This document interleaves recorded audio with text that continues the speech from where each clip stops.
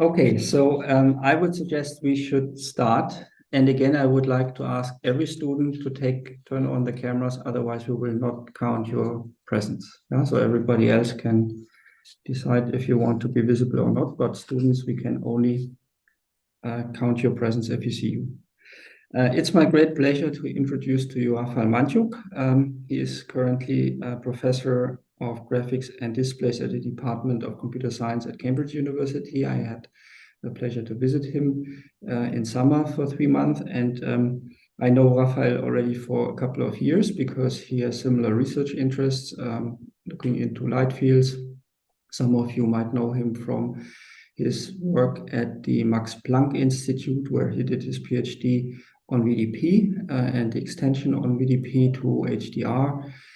So he's really interested in display technology, image production that passed the Turing test at some point, building a display, a 3D display, where you cannot see the difference anymore between real and displayed image content. And I think that is what he is going to talk about mainly today when he presents his work on capture and reproduction of perceptual reality.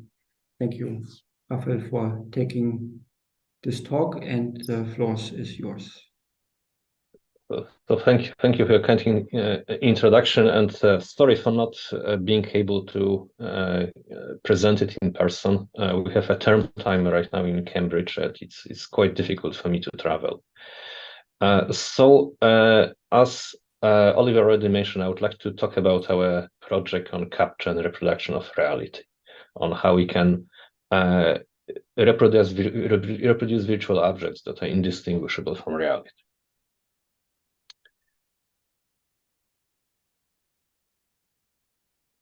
And maybe as a bit of introduction, just to clarify what we mean by reality. So in computer graphics, one of the big challenges or even holy grails was to achieve photorealism, to be able to render images and video that is essentially indistinguishable from photographs or from movies.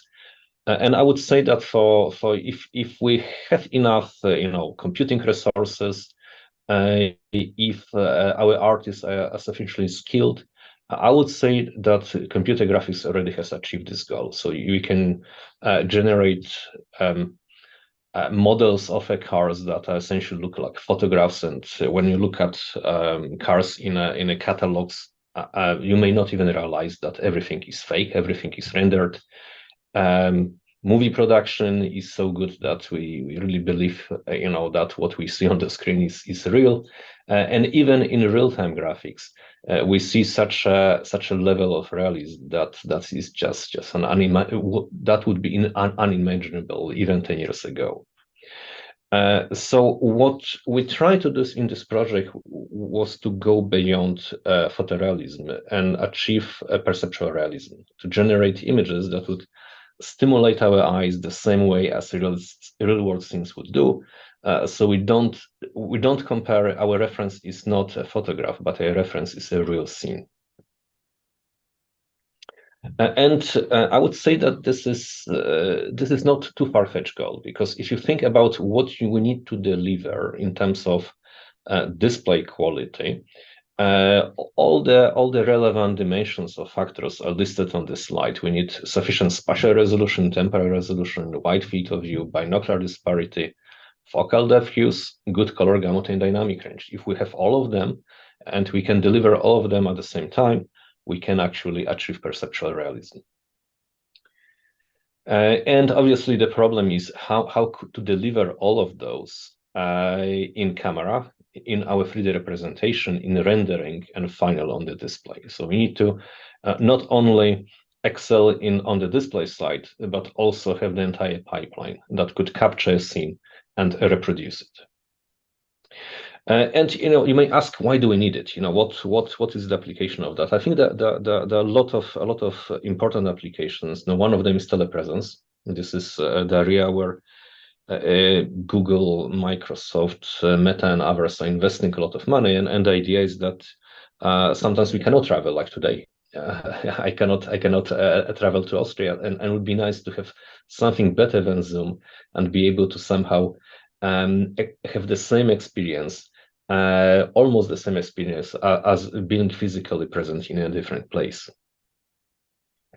And another kind of important area that I believe will becoming more relevant is remote operation of. It could be a crane. It may be too dangerous to put people on top of the crane, while they can operate easily from other location even. We are going to send robots to Mars and different planets long before we can actually send people. Even for surgery, if you look at the surgery equipment, where robotic arm actually performs surgery with a higher precision than human hand can do. This is some kind of, if you think a bit, is also a scenario of remote operation. And I don't even mention drones because this is so common and so it's becoming so important. Another kind of challenge that we are facing if I think about perceptual realism is that future displays on imaging will greatly increase requirements for bandwidth and storage and processing power, which means that if you look at all those more or less recent devices, they increase number of pixels, they increase the frame rate, they overall increase the bandwidth of visual information that we need to transfer. And if we take, for example, ideal VR AR display that we may want to build, what do we want from such a display? We obviously want a field of view that is large enough. Let's say 150 by 170 visual degrees. We obviously want to have binocular vision. We need a resolution of, I would say, at least 60 pixels per degree, maybe 120 hertz refresh rate. And maybe 6 focal planes, not only to deliver binocular depth cues, but also be able to reproduce focal depth cues.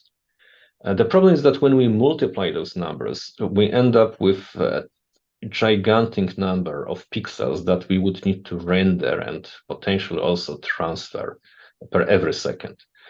And looking at this number, I can tell you that it's just physically impossible. It's not only impossible because computation is so expensive.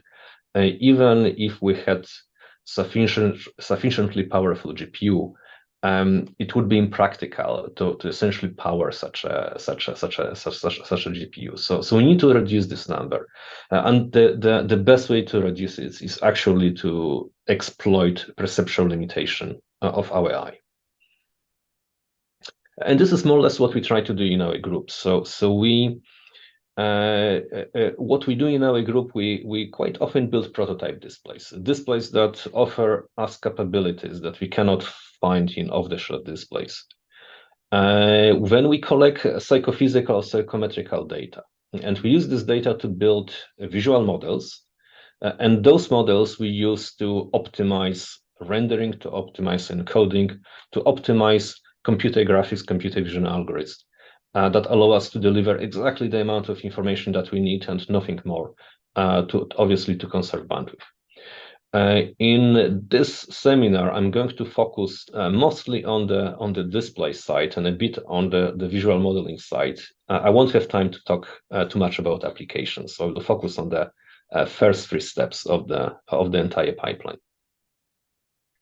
And first, I would like to talk about our high dynamic range multifocal stereo display. So this was a project mostly funded by ERC. We presented a paper already a few years ago, but there have been new developments, and I have some updates on what has been happening since the original publication. So what we wanted to do in this project, we wanted to pass what we call visual Turing test. So we wanted to take a real object, let's say Stanford Bunny.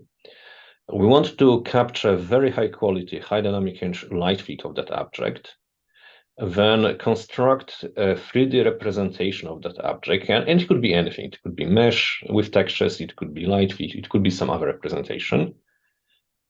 And then we want to show it on ultra-realistic HDR display so that people cannot really tell whether what they are seeing is real or virtual. And just as a teaser, what we did, this is a photograph taken from our display. On the left and right, you can see 2 different objects, and one of those 2 objects is real, the other is virtual. in each pair.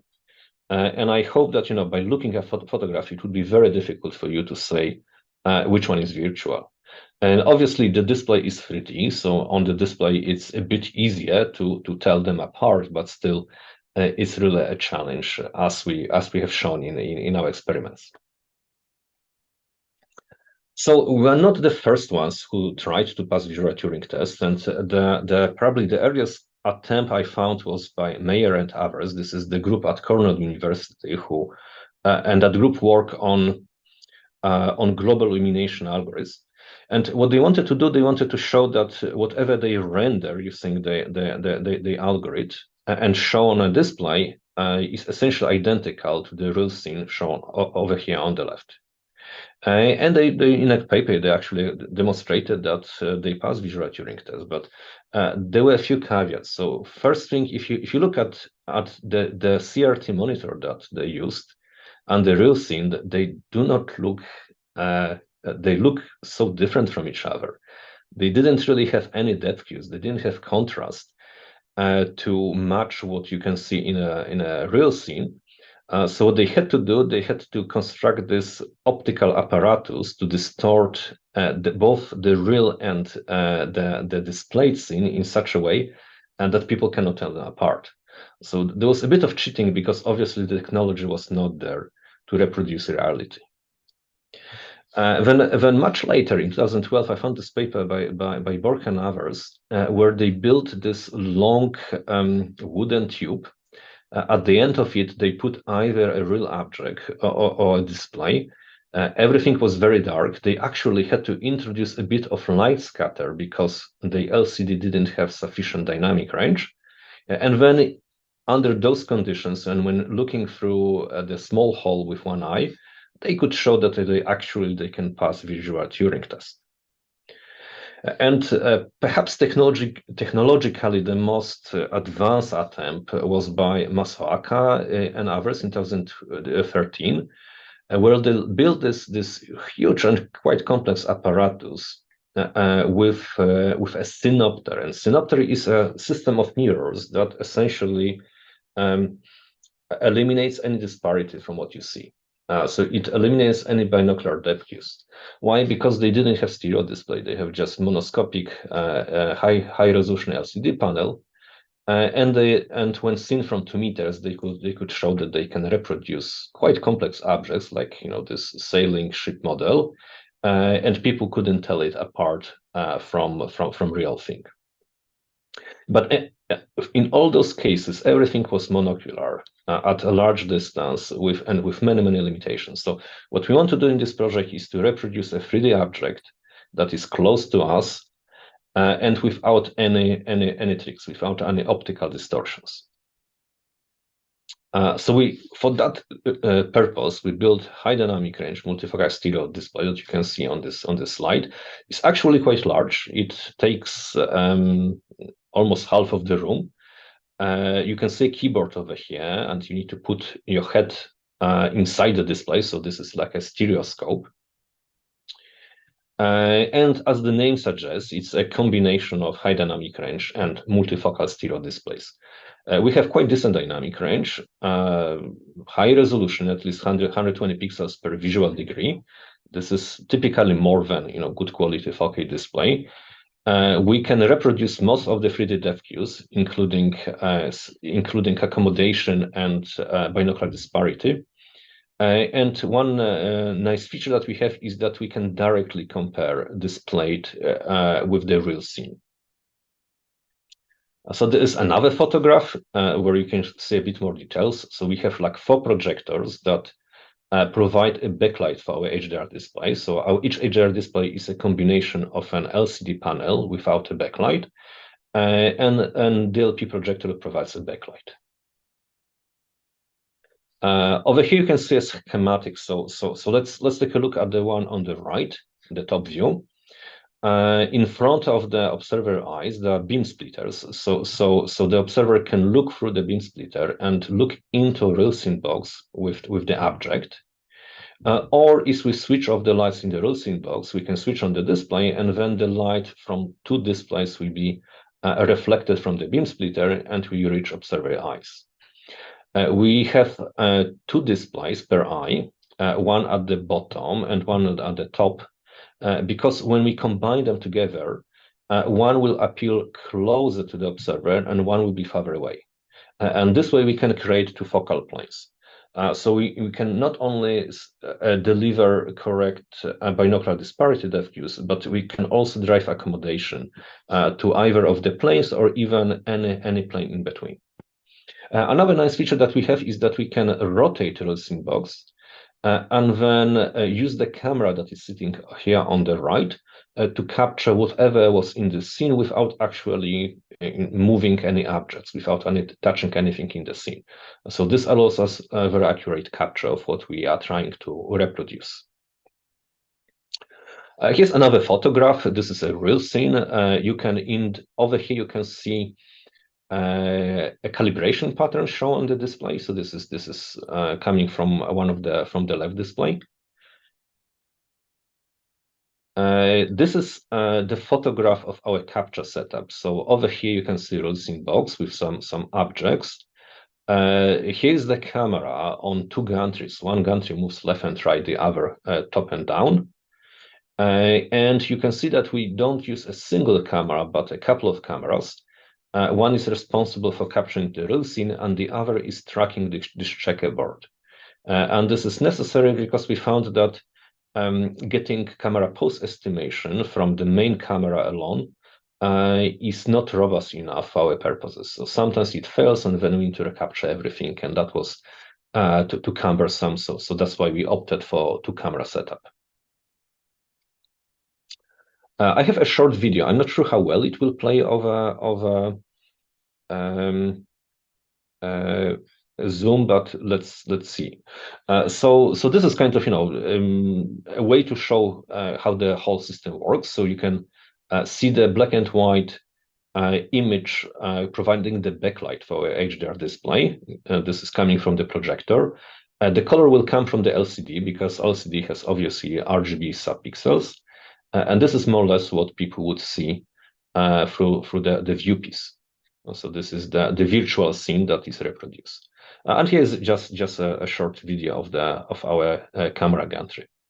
So nothing special, just allow us to take images from different viewpoints. Okay, so when designing this display, we really thought very carefully what kind of capabilities we need. Because if you think, for example, about mobile displays, they have obviously very high resolution, good color reproduction, good dynamic range, peak luminance could be quite decent, but they obviously do not reproduce any 3D, any binocular 3D depth views.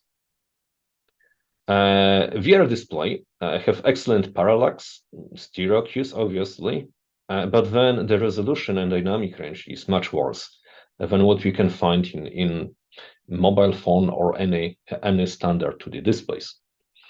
When we add a bit of complexity and we introduce varifocal display into VR, we can introduce some focal depth cues, but still we cannot address the problem of limited resolution and dynamic range.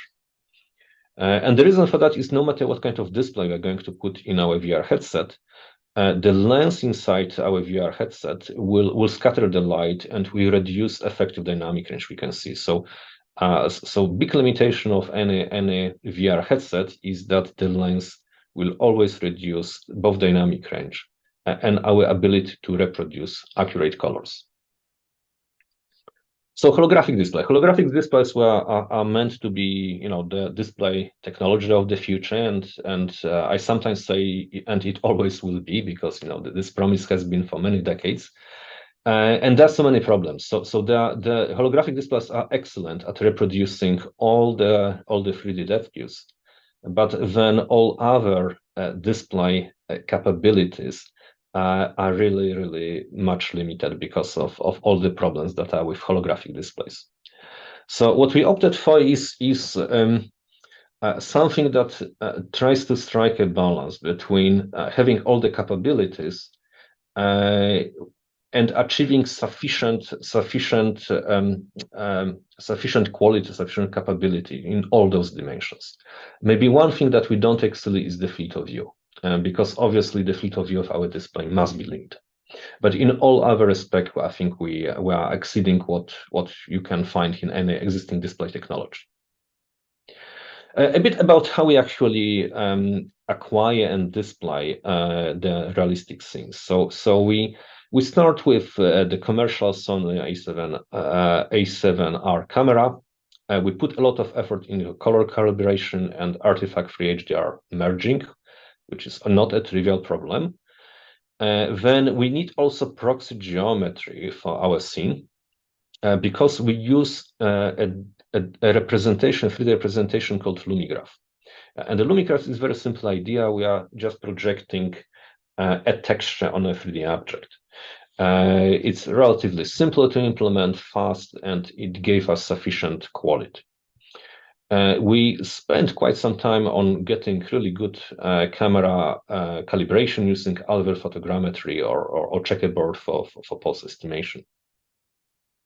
And then we have our custom HDR rendering algorithm that is running on the GPU in shaders that performs all the calibration, alignment, and final rendering passes.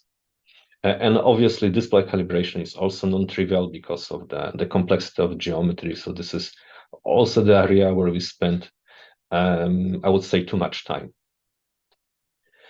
So you may ask, why do we need high dynamic range lumigraph? Why don't we just take a stereo image? We have, one image for one eye. So the problem is that our virtual camera must be exactly where the eye is, and it's very difficult to determine where each observer is going to how each observer is going to position their head, and each user would have obviously slightly different interpupillary distance. So to be able to customize to any observer we can have in the experiment, we need to be able to render the scene from arbitrary viewpoint. And you may ask, why don't we use something like neural radiance field?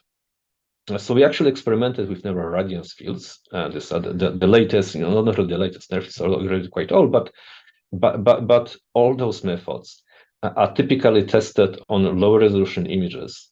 And for those, they can produce decent results. But when we try to scale them to 40 megapixel images, there's no chance that we can render those scenes in real time with the quality that we need.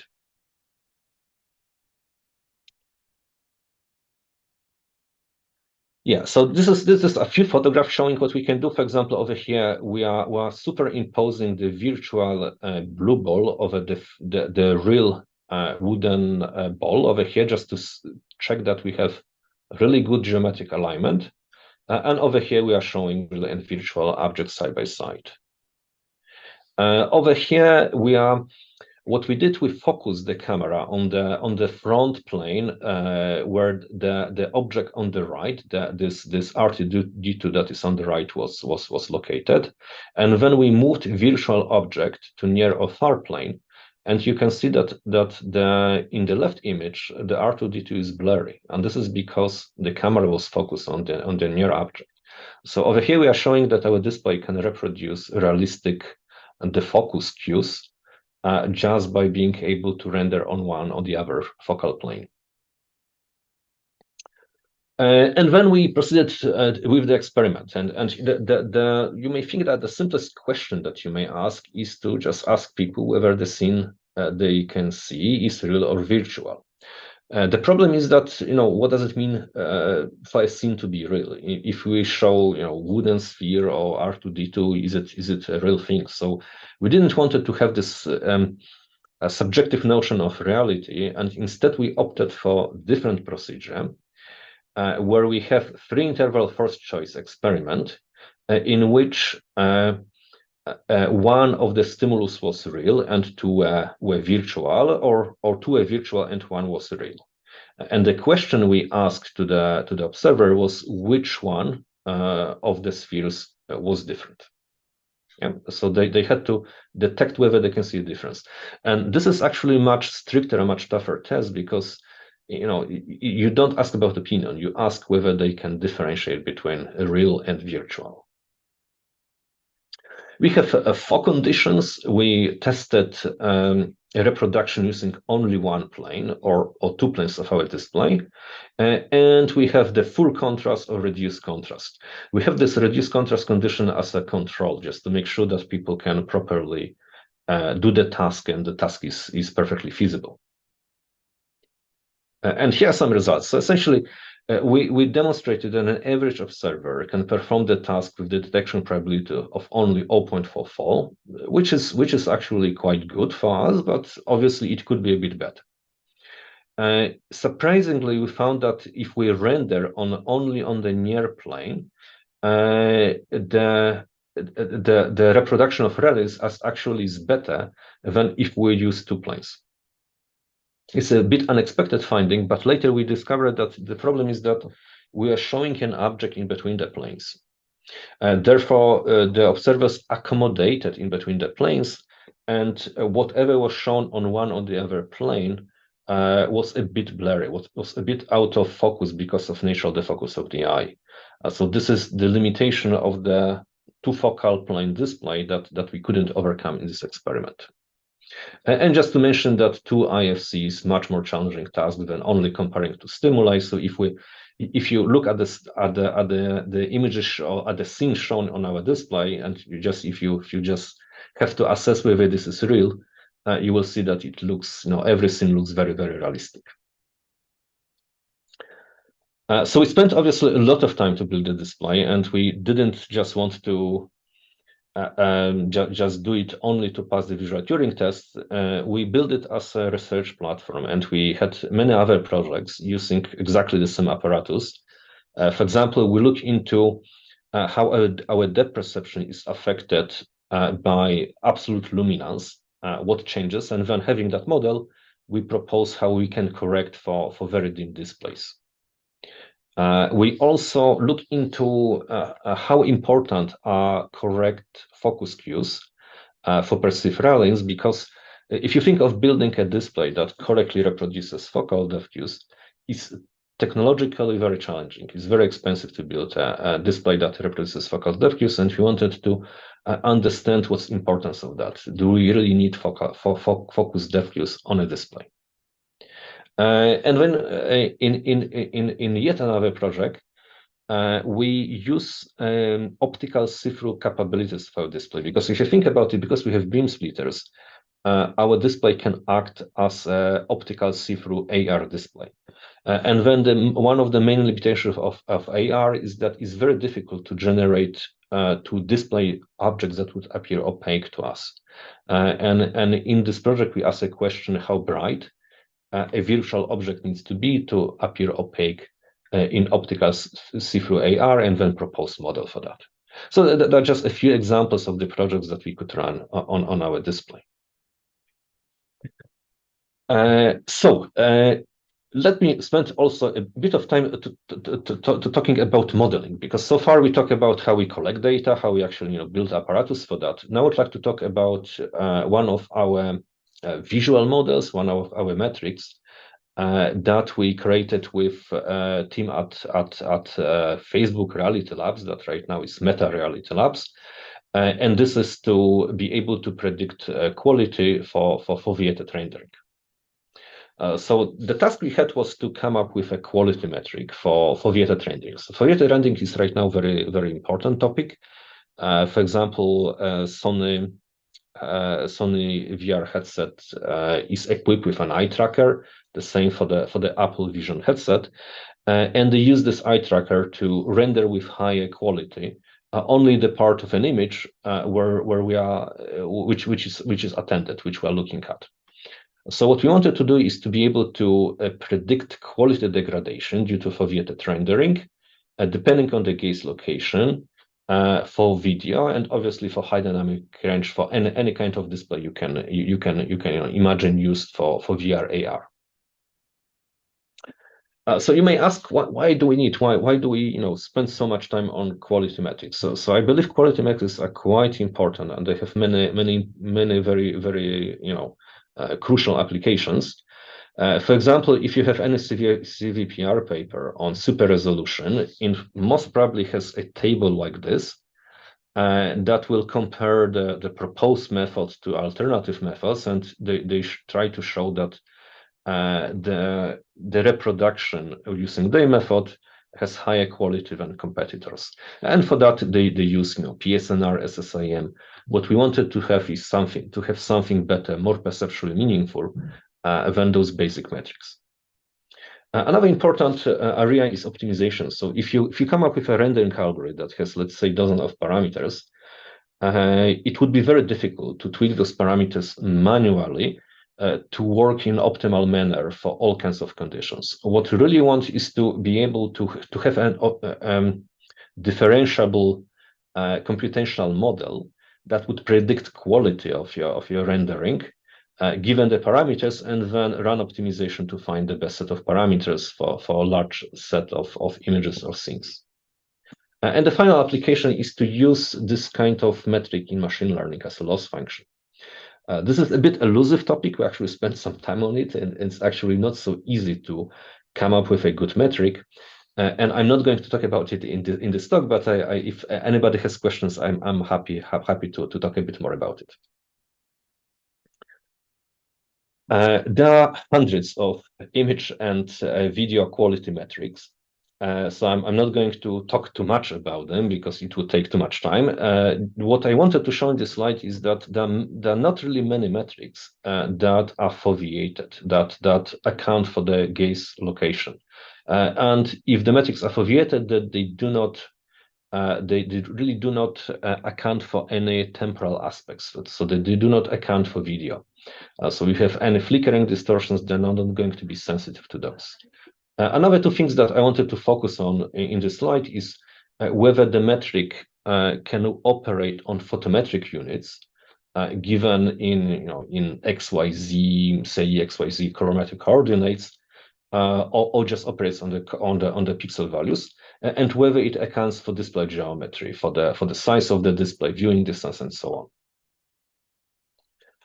So I'm just going to show a very brief kind of overview of video VDP. How is it designed? We design it as a white box visual difference metric that is built from psychophysical models, and we wanted to make it as simple and as lightweight as possible. Sometimes I'm asked why we didn't use deep learning, and we didn't use that because, first of all, we wanted to have an explainable model. And obviously, deep learning models are hardly ever explainable. We also wanted to have a few parameters that would be meaningful, operate on small training data sets, and have a model that would generalize well to unseen scenes. And obviously, machine learning models are not really excelling in any of those aspects. So in the first stage of our metric, what we need to do is to account for the display under viewing conditions. So for the size of the display, for the peak luminance of the display, contrast, ambient light, and fixation point, which for us is optional. So this metric can operate both in a foveated mode and also as a regular video quality metric, where we assume that any part of the image is attended. And the main reason why we need to have that step is because if you think about a pixel on a mobile phone and a pixel in a VR headset, they are so different. They have different colorimetric values. They have different size. The metrics that do not account for all those physical properties of a display, they really cannot generalize beyond the flat screen, maybe. In the next stage, what we do, we decompose our video into two temporal channels, one sensitive to low temporal frequencies, and the other sensitive to high temporal frequencies. And this is to mimic what's happening in our visual system. Our visual system has similar visual channels that encode information and send it to the brain. And we are just mimicking what's happening in the human eye. In a similar manner, we decompose an image into a series of spatial frequency bands, each band encoding different range of frequencies. And again, this is something that have been demonstrating is happening in the eye and also in visual cortex. and we're mimicking what's happening. We're trying to emulate what's happening in the visual system. The core component of our metric is a contrast sensitivity function and model of visual masking. So contrast sensitivity function tells what's the smallest contrast that is perceivable to the human eye. And this is really important component because the masking and when we assess the magnitude of distortion, all those magnitudes are essentially scaled by the value of this function. One of the problems that we had that there was no suitable contrast sensitivity function that would account for all dimensions that were needed for this particular metric. So we had to combine ideas from several papers, from several projects, to be able to build a new CSF model only for the purpose of this metric. One thing that we were really focusing on when designing the metric was to properly account for contrast masking. So contrast masking is the effect that when you superimpose a test contrast, the Gabor patch like this, on a pattern that has the same spatial frequency, this Gabor patch is going to be less visible or invisible. So the idea is that if you introduce distortion into heavily textured area of an image, those distortion will be much less visible if you introduce those into uniform part of an image. And this is what we try to model as accurately as possible.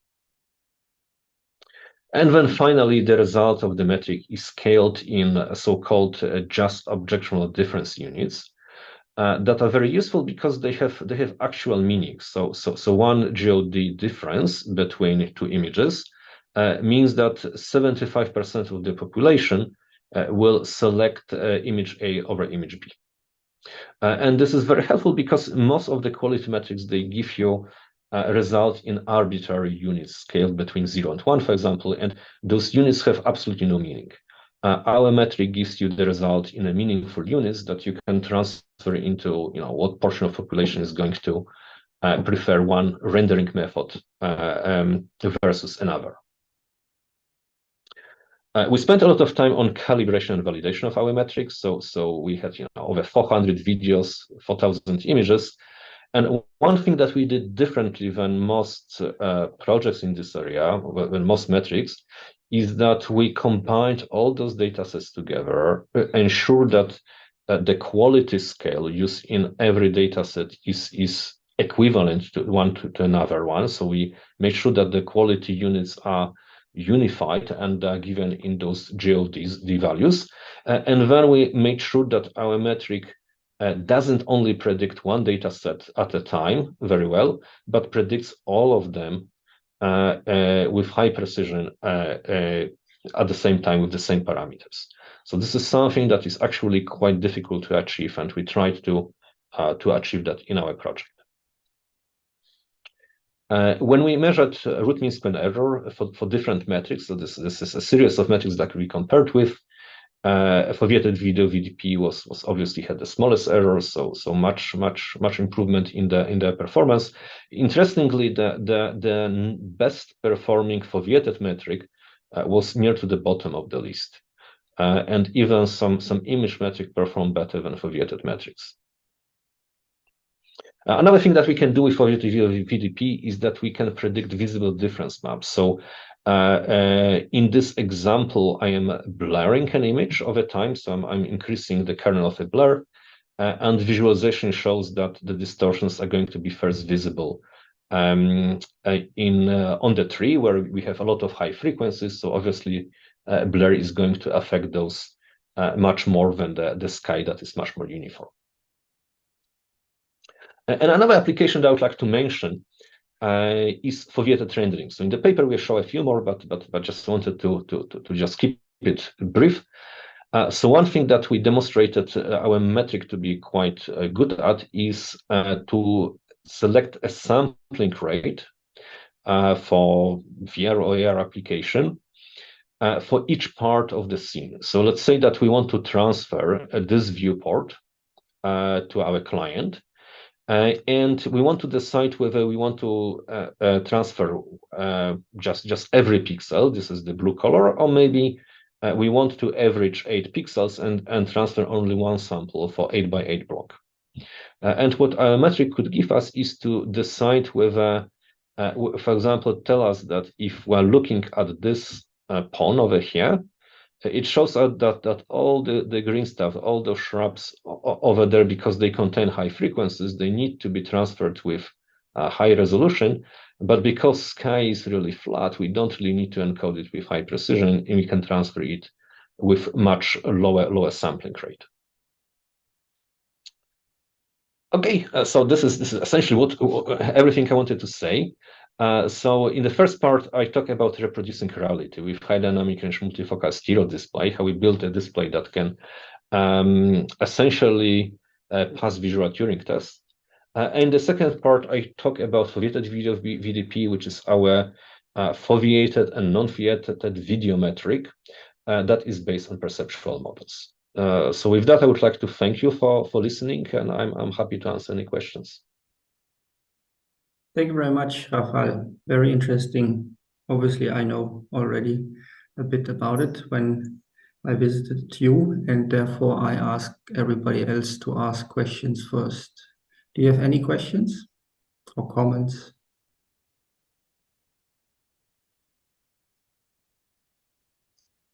What's the difference between JOD and JND? Oh yeah, I removed the slide because I didn't want to go too much detail. So they're very similar. The JOD is our invention, and the reason that we wanted to have different unit is that, let's say that you have a blurry and noisy image. They will be different from each other quite a lot. You know, if you're talking about JND difference between blurry and noisy image, you can say that there are, let's say, four JNDs apart. But if you ask a question, how different are they from the reference that is perfect without any blur, without any noise, you may say that they're more or less comparable. They're kind of the same distance to the reference. So we use the term JOD to denote the distance, the perceptual distance to the reference, and we use the term JND to denote perceptual distance between any pair of images. Okay, but it's computed in the same way based on contrast sensitivity. Yes. So it's computed in the same way. So the whole thing is based on so-called Thurston Case 5 observer model. And the idea is the same. It's just we wanted to denote that, you know, if you have two images and you have one JOD difference between them, it doesn't mean that they are very similar to each other. It means that they're similar to the reference. And that's the only difference. And but this is just a naming convention, nothing really relevant. And when going back to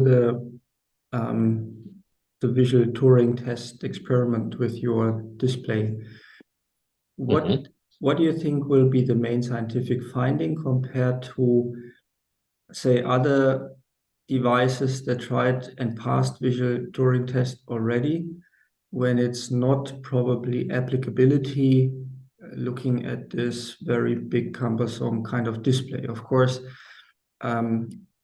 it would be nice to have some display that would give you that visual quality if it is applicable in terms of like an everyday use, which is not the case for your system, and it was not the case for previous systems. I guess they're more experimental devices. But compared to the related visual Turing tests that have been done that you mentioned already, what do you think will be the main scientific finding in your case?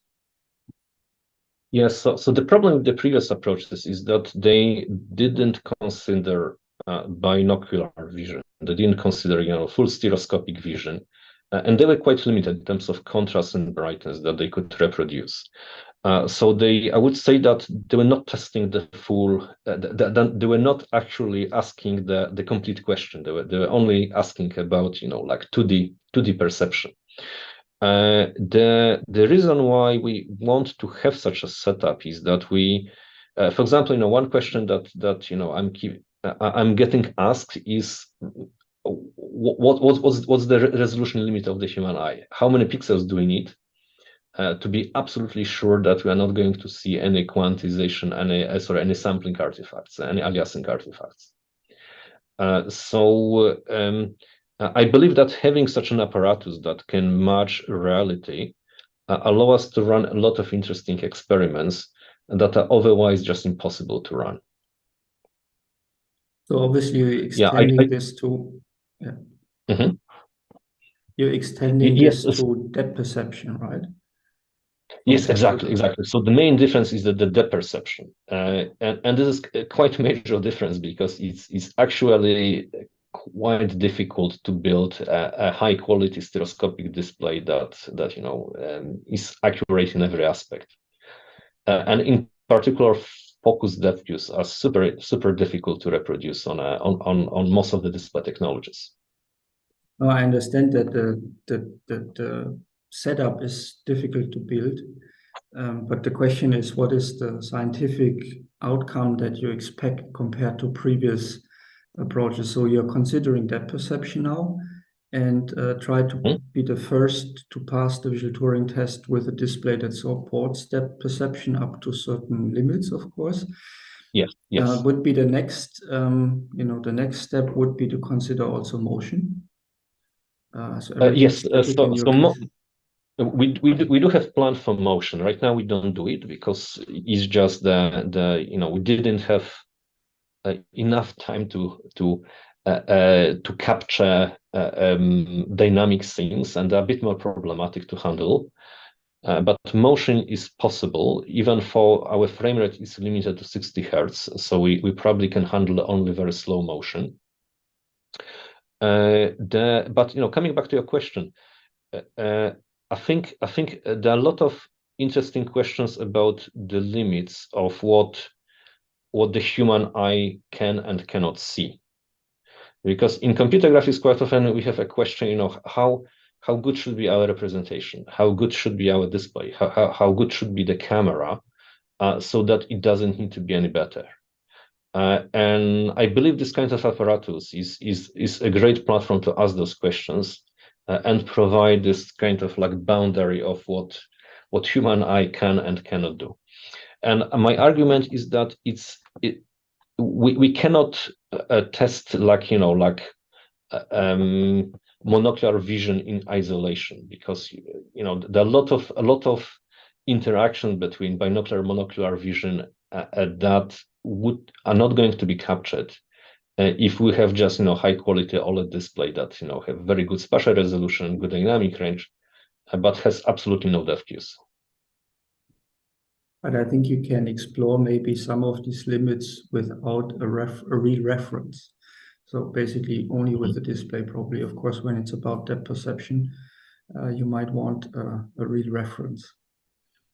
Yeah, I think real reference is very nice check that our system works as expected. I think having this real world reference is very reassuring, because we may think that our display is doing very well and visually it may do very well, but we only see problems when we show a real and visual side by side, and then we can notice what's wrong. And when do you plan to finish the user experiment? Yeah, so we are in the process of our second round of visual Turing test. It's still ongoing. I thought we would have already result before this presentation. So essentially what we did, we upgraded the display. So we have much higher resolution. We can show images that are much brighter, or scenes that are much brighter. We still have some technical problems with color and with geometric alignment.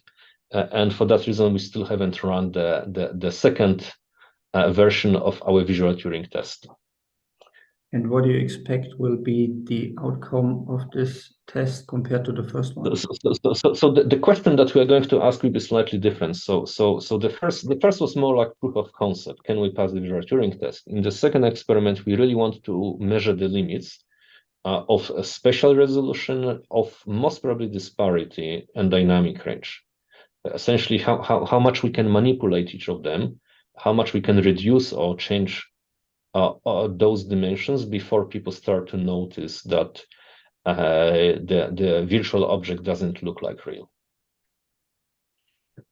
Okay. And I think that could be a good guideline for anybody who wants to build a display, or anybody who wants to, design 3D representation or whatever capture system that really tries to be perceptually accurate. Mm-hmm. Any more questions from anybody here? If that is not the case, then Rafał, thank you very much again for this very interesting talk. Thank you very much. Thank you very much. Goodbye. Bye-bye. Thank you. Bye-bye.